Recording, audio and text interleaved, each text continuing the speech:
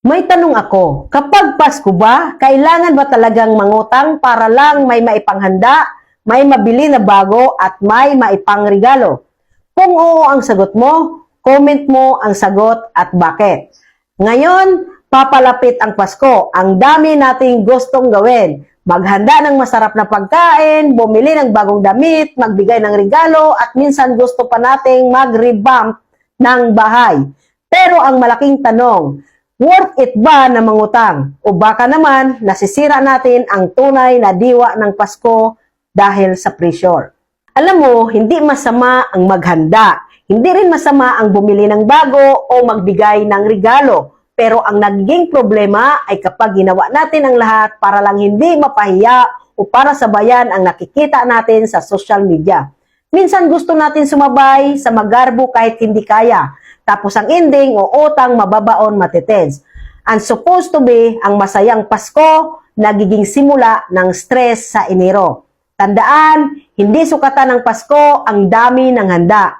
Hindi sukatan ng pagmamahal ang presyo ng regalo.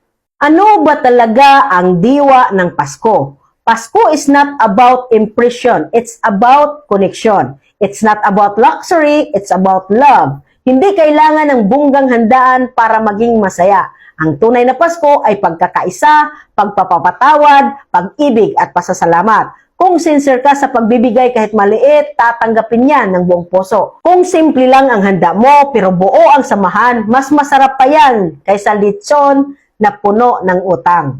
Ito yung mga tips para di kailangan mangutang ngayong Pasko. Tip 1, mag-budget bago mag-shopping.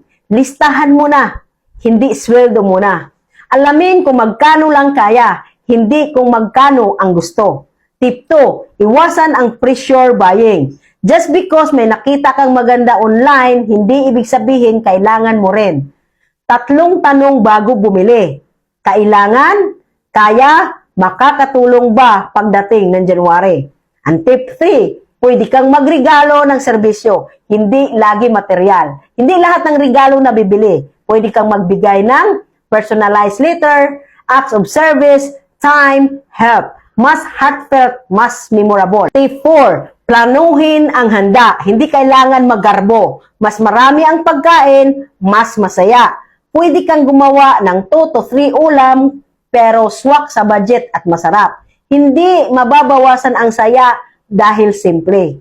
Ang tip 5, alalahanin ang January. Kapag nangutang ka ngayon para sa Pasko, ano na ang New Year mo?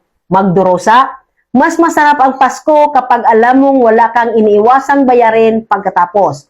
Kaya ngayong Pasko, piliin natin ang totoong saya. Hindi yung saya na nakukuha sa dami ng handa, kundi sa kapayapaan ng isip, sa pagmamahalan at sama-samang pagtawa ng pamilya. Hindi mahalaga kung gaano kaganda ang handa mo. Ang mahalaga, hindi nahirapan, hindi nababaon at hindi napipilitan.